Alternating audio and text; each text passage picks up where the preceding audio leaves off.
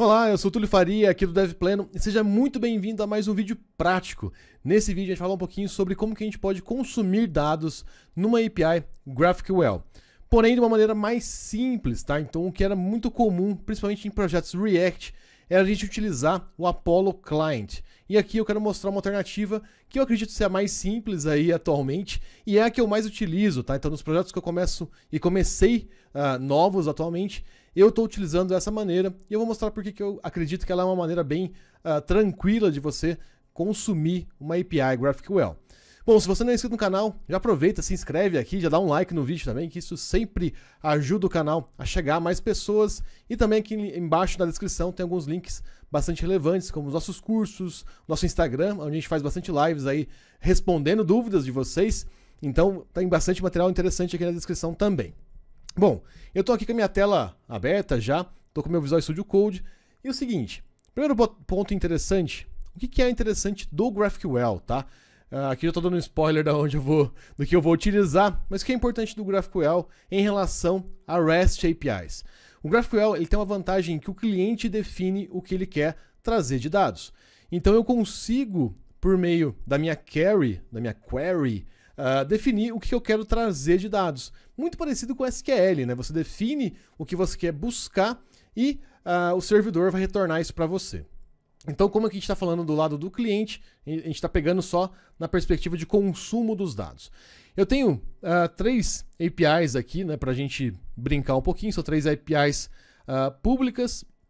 Um detalhe que é bem legal, inclusive de GraphQL, a maioria dos servidores GraphQL permitem que você coloque o que o pessoal chama de playground online, que serve para você testar suas queries e, além disso, você consegue documentar as suas queries. Então, por exemplo, eu estou aqui na Star Wars API, eles têm uma versão GraphQL, e, por exemplo, eu tenho essa query, deixa eu aumentar aqui um pouquinho. Eu tenho essa query, e o que é legal? Sempre ela começa com query, abre chaves, e aí eu coloco all filmes, que é um pedaço da minha query, vamos dizer assim, então eu quero pegar esse trecho da minha query. Lá dentro eu tenho edges, lá dentro eu tenho node, lá dentro eu tenho o title. Se eu quiser trazer mais campos, eu posso, por exemplo, pegar o diretor. Então percebam que eu estruturo como eu quero retornar os dados baseado no que o servidor me disponibilizou. Tá? Aqui eu estou falando de uma forma bem simplista, porque a gente vai focar mais no consumo. Mas olha só que interessante. Aonde está o brilho no GraphQL aqui? A minha API ela vai começar a retornar o que o cliente precisa. Então, se eu adicionar um dado a mais na minha API, não vai quebrar. Existem alguns clientes em algumas linguagens que quebram se você trouxer dados a mais naquele momento que ele for converter aquele dado. Então, ele vai converter esse objeto aqui para o objeto nativo na linguagem dele e ele quebra nesse momento. Então, a gente começa a evitar de quebrar e de ter quebras por diferenças de versão. Então, isso é bastante bacana, bastante interessante pro GraphQL em si, né? Então você consegue ter essa comunicação unificada. Você tem um endpoint em GraphQL, você consegue suportar mais clientes, porque você consegue ter essa flexibilidade de como que você traz os dados. O que é interessante a gente entender sobre como que funciona o GraphQL? Se eu apertar F12 aqui e dar uma olhadinha no network, eu vou mandar de novo a query. Olha só o que acontece. Eu tenho um post aqui, ó, que aconteceu. Então, a requisição em GraphQL, ela sempre é um post para o meu servidor que eu estou consumindo esses dados. E por que ele é um post? Porque uma das variáveis que a gente manda, aqui embaixo está bem pequenininho, deixa eu aumentar um pouquinho. Uma das variáveis que a gente manda como post é a nossa própria query. Então, essa query, ela é essa query que a gente montou aqui em cima. Então, o que acontece? Para eu conseguir trazer dados, eu tenho um endpoint único e eu começo a definir que dados eu vou trazer por meio dessa query. E eu consigo colocar variáveis também, que é uma coisa que a gente vai mostrar depois como que a gente faz no cliente. O que é interessante aqui? Reparem que basta eu fazer uma requisição post, aonde é o meu endpoint, nesse caso aqui, ele está mandando para o Netlify, ó, e colocando a query em string na variável query, como payload dessa requisição.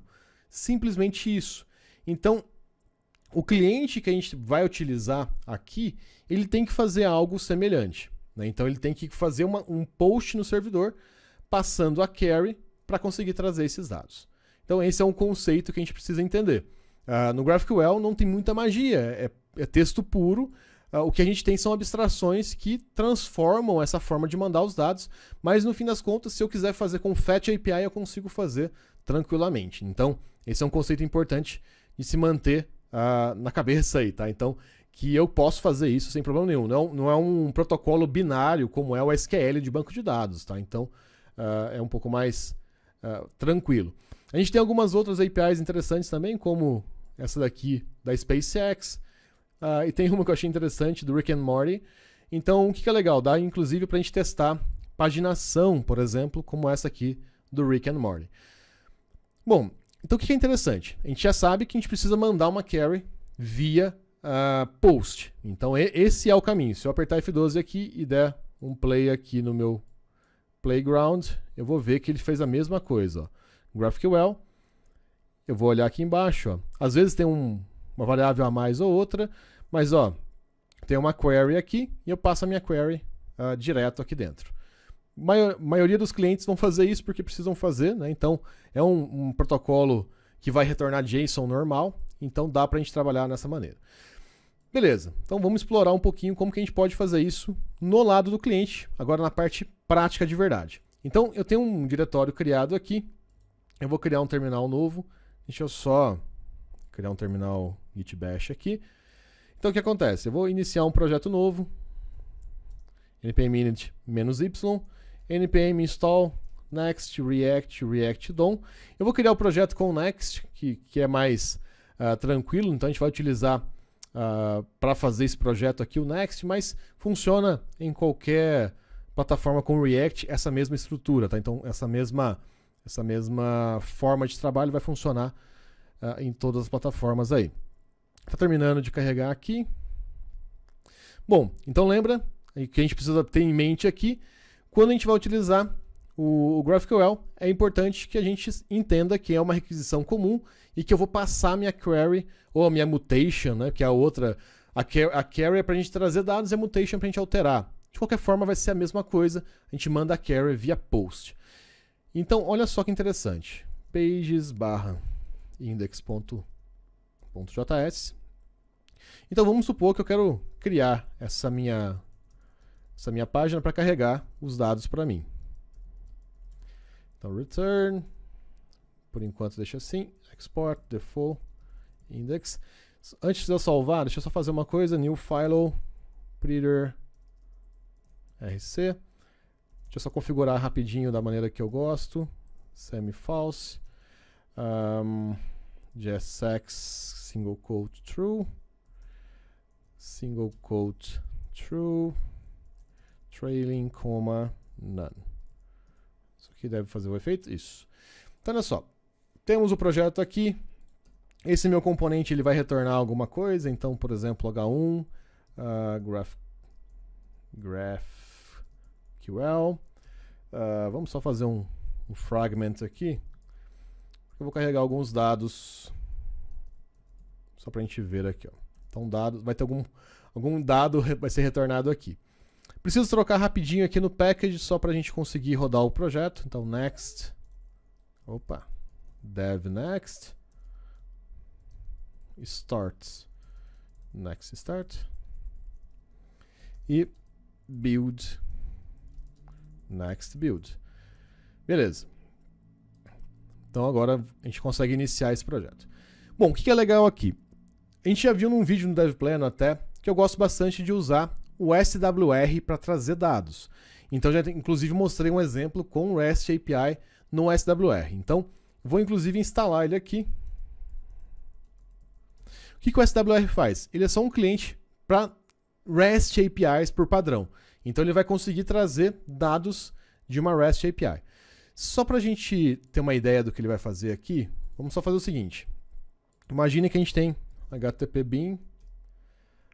Vamos pegar aqui uma REST API /IP. Bom, esse é meu IP. Vamos pegar um UIID. Vamos pegar um UIID porque ele altera toda hora. Ó. Então, eu vou carregar dados daqui. Então, o que o SWR faz? Eu preciso fazer o seguinte, ó. Const, aliás, import use SWR from SWR, opa. E ele é um hook, então o que eu faço? Const data é igual use SWR, da onde eu quero carregar meus dados. Meus dados estão aqui, pré.json.stringify data no i2. Só para a gente ter uma ideia do que vai acontecer aqui. npm run dev. Vou trazer um pouquinho para cá. Ele vai iniciar aqui. Localhost 3000. Ó, compilou. Então, olha só. Vamos olhar aqui o que está acontecendo. Atualizei. A gente vai reparar que ele carregou o UUID. Então, olha só que interessante. O SWR ele só faz isso para a gente. Ele controla essa busca pelos dados. Um ponto importante, repare o seguinte, ó, cliquei aqui na aba, vou clicar de novo. Reparem que o número mudou. Porque uma característica, eu vou clicar fora da janela aqui e clicar de novo. Ó. Uma característica do SWR é que ele faz o revalidate automático. Então ele já pensa pra gente aqui que toda vez que eu estou trocando o foco, ó, eu vou clicar o foco fora e clicar na janela de novo, ele revalida esses dados pra gente por baixo dos panos, que é muito bacana. Você pode controlar, inclusive, isso se você não quiser. Bom, legal. E aí o que acontece? Vamos pensar aqui um pouquinho agora. A gente comentou que GraphQL nada mais é que uma requisição que a gente está fazendo, que ao invés da gente fazer um get na informação, a gente faz um post e passa a query que a gente quer para trazer esses dados. Então, se a gente for pensar aqui, a gente consegue, inclusive, pensar em utilizar o SWR para fazer isso. Como que a gente poderia fazer? Se a gente olhar, inclusive, no site do SWR, use SWR, uma coisa bem legal, na documentação, a gente pode usar direto, mas ele sempre, igual a gente fez lá no exemplo, mas ele sempre fala do fetcher. O fetcher é como você vai buscar esses dados. Então eu posso configurar, deixa eu procurar aqui, ó. Eu posso, inclusive, configurar o como que eu quero pegar esses dados. Deixa eu só ver se eu acho o exemplo deles de fetcher aqui. Data fetcher. Aqui, ó. Esse é o exemplo do fetch que vem com ele. Ó. Ele usa o fetch API do próprio navegador, faz um den e responde com o JSON. Então, olha só que interessante. Se a gente construir um fetcher personalizado, a gente consegue fazer aqui esse mesmo papel, né? Então a gente consegue interceptar, digamos assim, o uso do SWR para passar uma query do GraphQL. Então ele tem até um exemplo aqui, ó, já que a gente desce nele aqui. Mas ó, se eu quiser fazer com Axios, por exemplo, é a mesma coisa. Eu preciso de alguma maneira retornar o data dele aqui. A gente pode até fazer com Axios para ver, ó. Deixa eu só fazer. Eu ia fazer com um fetch, mas vou fazer com Axios, que até é interessante. Porque o Axios a gente pode utilizar, inclusive, para o get. Então, olha só que interessante. Vamos dar um npm run dev aqui. E vou pegar o fetcher feito com Axios. Ó. E vamos voltar aqui. Ó. Então, ó, fiz o meu fetcher. Vou importar aqui o Axios. From Axios. Então, olha que bacana. Meu fetcher está fazendo direitinho o que o formato que o use dessa SWR está esperando faz. A única diferença, fetcher. Vamos olhar aqui se o código continua rodando. Ó, continua rodando perfeitamente. Então, o que é interessante quando a gente passa uma função fetcher para o nosso SWR, eu posso personalizar. Então, se eu quiser passar um header aqui, eu posso. Então, é uma coisa bem legal. Eu posso configurar para mandar um header aqui. Bom, legal. Mas a gente quer consumir GraphQL. Então, o que eu posso fazer para configurar, ou para começar a configurar, trazer GraphQL aqui? Vamos pegar, por exemplo, aqui do Rick and Morty, que é bem legal. Então, eu quero trazer dados dessa query aqui. O que eu posso fazer? Então eu vou colocar a minha URL aqui. E aí eu preciso lembrar do seguinte. Quando eu quero trazer alguma coisa via GraphQL, eu preciso fazer um post numa URL e passar dados para essa URL. Que dados são esses? Uma query. Então eu preciso mandar uma query aqui. E aí, o que é interessante? A gente pode começar a pensar que agora eu preciso só disso, na verdade, né? Eu preciso passar uma query. Mas uma coisa que é bem bacana, uma das funções que a gente pode dar para o fetcher é ele encapsular para onde a gente vai mandar esses dados. Então uma coisa que a gente poderia fazer aqui que seria legal, por que não colocar essa URL aqui em cima, ó, no lugar da URL? Tá? Se eu colocar ela aqui em cima, o que acontece? Eu posso passar, ao invés da URL aqui, eu posso passar a minha query.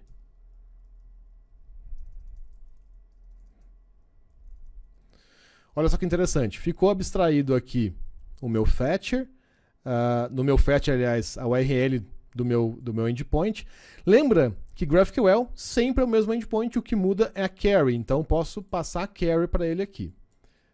E fiz isso, ele vai retornar os dados para mim. Beleza. Preciso ainda de um ponto que é a query em si. Então vamos construir aqui a nossa query. Const query. Vou construir com template string. Vou aproveitar essa query aqui mesmo e vou trazer para cá. Então é essa query que eu quero mandar. Ele está pegando na página 3, tudo bem. Então vou mandar aqui a minha query. Vou salvar. Vamos voltar aqui para o nosso exemplo. F12. E vamos ver se a gente não fez alguma coisa errada. Olha lá que legal. A gente já está trazendo todos os dados aqui. Então reparem que a mesma biblioteca, que é a SWR, ela consegue se adequar aos dois formatos. Basta a gente trabalhar um pouquinho ela e entender que GraphQL é, na verdade, somente um post passando query para o meu endpoint. Beleza. Se a gente fosse pensar só por aqui, a gente começaria ficaria meio verboso ainda, né? Então o que a gente pode fazer para deixar esse código um pouco mais organizado ou um pouco melhor? Reparem que sempre que eu usar o SWR, eu vou ter uma query e um fetcher. Então o meu fetcher ele vai mostrar para mim para onde eu vou mandar essa query ou essa mutation. Legal. Se ele vai mostrar para onde eu vou mandar, uma coisa que a gente pode fazer é o seguinte: new file utils/graphql.js. Então o que a gente pode fazer aqui? Export const use query. Então eu posso criar um hook personalizado, aonde eu vou passar a minha query e aqui eu vou começar a trabalhar esses dados aqui. Então o que eu posso fazer? Eu posso deixar esse fetcher lá. Então vou dar um Ctrl C e trazer para cá. Então vou deixar meu fetcher aqui. Preciso importar o Axios lá também e o SWR lá também. Na verdade vou dar um Ctrl X aqui, ó, vai ser melhor. Deixa eu colar ele aqui. Então legal, meu fetcher está aqui. E aí, o meu use SWR, ele vai, na verdade, para cá. Para dentro do meu custom hook. E olha só que bacana. Agora eu tenho a minha query vindo daqui, do use query. Então eu vou passá-la aqui para dentro. O meu fetcher está abstraído. Então eu não preciso utilizar. E eu tenho o data aqui. Então o que eu posso fazer? Ao invés de fazer isso, eu posso simplesmente dar um return aqui. Então o que o use SWR retornar, eu vou fazer o use query retornar. Então o que é legal? Só uma regra que é importante. Quando eu crio uma custom hook, ela tem que ter duas coisas, né, em React, pelo conceito de hooks. O nome dela tem que começar com use e ela tem que usar outro hook. Né? Então, essa é uma regra de hooks em React. Então, olha só que interessante. Fiz aqui, vou salvar. E agora eu vou fazer o seguinte. Aqui em cima, import use query from utils barra GraphQL. E aqui embaixo, ó, const data é igual a use query. Vou salvar. Vamos olhar aqui. Olha lá que legal. Continuou recarregando. O que é bacana aqui? Se eu precisar implementar algum tipo de autenticação, eu posso fazer nessa função aqui. Como assim? Eu posso, por exemplo, ao invés de simplesmente chamar o axios.post, then, etc., eu posso fazer uma outra coisa. Eu posso pegar e pegar algum dado, então eu posso fazer isso aqui, por exemplo. Ó. Dar um return aqui. E eu posso, por exemplo, const token é igual a local storage.getItem token. E aí eu posso passar ele como header dentro do meu Axios aqui. Tá? Então, funciona. E olha só que interessante. Fica muito mais simples. Tá? Então, eu simplesmente tenho essa abordagem que é muito mais simples. E aí um outro detalhe que é bem legal. E se eu quiser utilizar alguma coisa a mais aqui no use SWR? Como, por exemplo, se eu quiser trocar aquela configuração, eu não quero mais que ele fique recarregando toda vez que eu clico aqui de volta. Posso fazer isso? Posso. Então, posso configurar num lugar só. Todo lugar que eu utilizar use carry, eu vou trocar automaticamente. Outro detalhe, se eu fizer isso no use carry e colocar autenticação passando aqui, eu já tenho autenticação também em todas as carries que eu estou rodando, tá? E aí o que é legal? A gente pode utilizar o Axios igual a gente fez aqui, e a intenção aqui era só para mostrar para vocês o conceito da onde vem a comunicação com o GraphQL. Então, um cliente GraphQL, ele não é uma coisa rocket science, né? Então, assim, uma ciência de foguete. Então, ele não é uma coisa tão complexa. Então, qual que é o detalhe? A gente consegue, entendendo o conceito, saber que é simples, que se numa eventualidade eu não quiser instalar um cliente ou algo nesse sentido, o Apollo Client ou alguma coisa nesse sentido, eu posso fazer.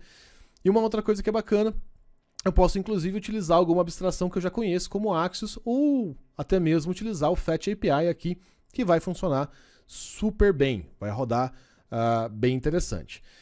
Mas adicionando aqui um pouquinho mais que já existe uma abstração específica para isso, a gente tem uma ferramenta que chama, um módulo aliás, que chama GraphQL Request, que ele é exatamente esse request que a gente fez aqui com o Axios. Ele é uma abstração para isso. Então, se a gente colocar aqui npm install GraphQL request, a gente simplesmente constrói. Eu coloquei errado? Peraí, deixa eu colocar de novo aqui. npm install GraphQL request. E GraphQL, eu vou mostrar só uma coisinha dentro do GraphQL aqui que vai valer a pena. Agora foi, eu devo ter digitado alguma coisa errada. Então, a gente instala duas dependências, GraphQL request e GraphQL. Vou deixar essa versão aqui só para a gente consultar. E olha só que legal. Uma coisa que é bacana, a gente tem essa tag GQL, que ela serve para a gente conseguir colocar carries GraphQL dentro do código.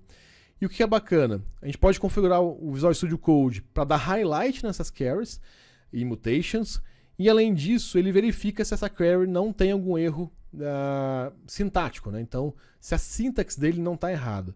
Então, é bem legal, vale a pena. A gente já consegue fazer isso em tempo de execução aqui do nosso projeto.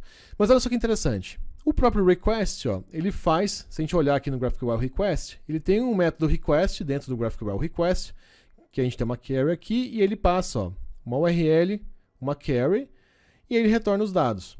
Então, se a gente for olhar esse exemplo aqui, ó, vamos só dar um Ctrl C nele. Concordam que é bastante parecido com o que a gente fez? Ó? Request, a URL, a query, depois eu tenho um then, e aí eu tenho um data, blá blá blá. Então olha só que legal.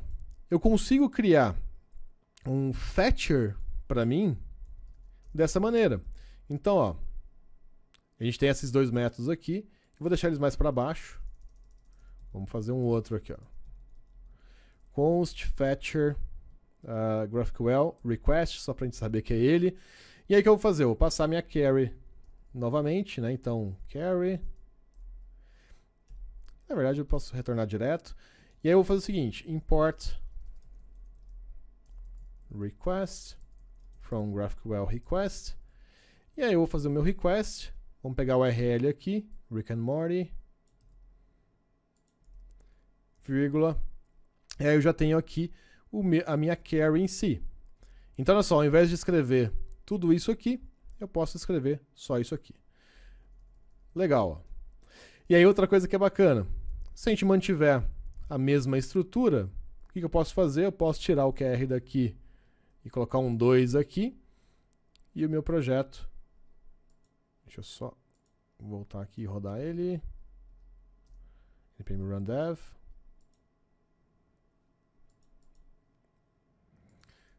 F5.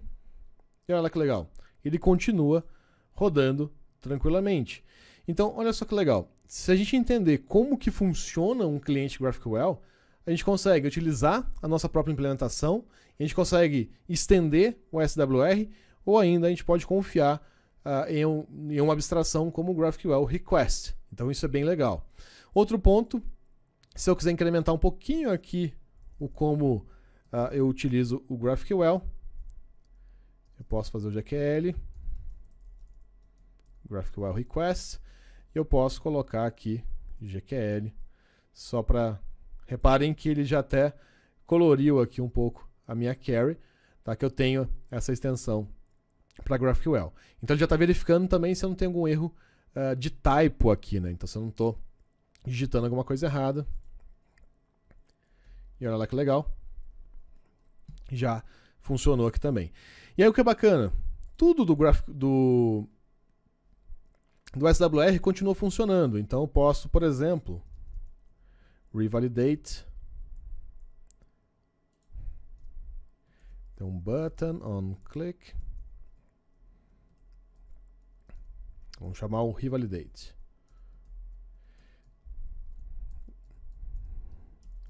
Refresh.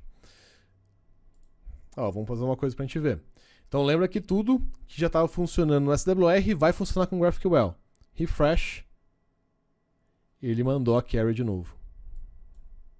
Então ele trouxe os dados novamente. Se eu apertar refresh de novo, mesma coisa. Provavelmente ele está fazendo alguma outra query de controle aqui, né? Ó, tem algumas coisas que são só options aqui, ó.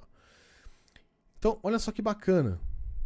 Eu consigo utilizar todos os benefícios do SWR, tá? Então o SWR tem bastante coisa, tem cache, etc., com o aditivo do GraphQL.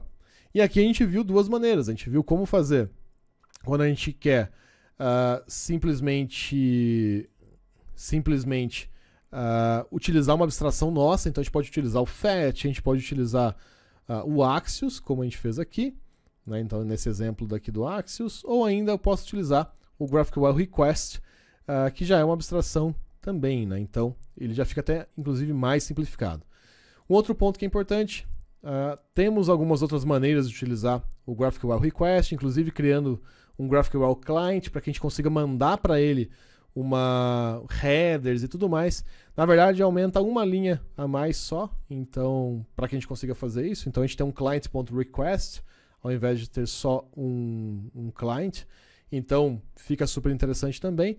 Mas isso dá flexibilidade para a gente. Uma coisa que, se a gente pegar, por exemplo, o Apollo Client, ele é muito mais verboso, ele é muito mais complexo do que essa abordagem aqui. E é por isso que eu estou deixando de usar nos projetos. A gente tem alguns projetos que ainda está construído com o Apollo Client, mas a gente está aos poucos migrando para essa abordagem, utilizando o GraphQL Request junto com o SWR e tendo essa abstração aqui do Use Query.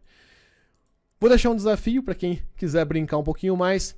Deem uma brincadinha, vocês vão perceber que, além de uma query que eu posso fazer para trazer dados, eu posso fazer uma mutation.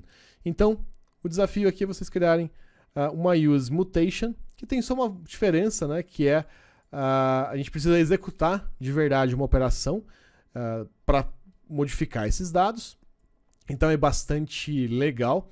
E também, só um aviso bem interessante, a gente faz essa abordagem dentro do Full Stack Master, tá? Então a gente cria todo o back-end com GraphQL, com DTO para validar, enfim, tudo integrado no Nest.js, Nest com S, que é feito em TypeScript, então fica bem interessante. E a gente consome os dados utilizando o GraphQL. Então, os projetos estão ficando muito legais. O DevShop, inclusive, que a gente está utilizando essa abordagem, ficou muito legal. A gente tem algumas aulas extras também de como fazer paginação com abordagem de GraphQL e também utilizando tanto o SWR, com essa abordagem no GraphQL Request, e também com esse refresh tudo automático. Fica super bacana a experiência do usuário, tá? Então, vale bastante a pena. Tem um link aqui embaixo no Full Stack Master também.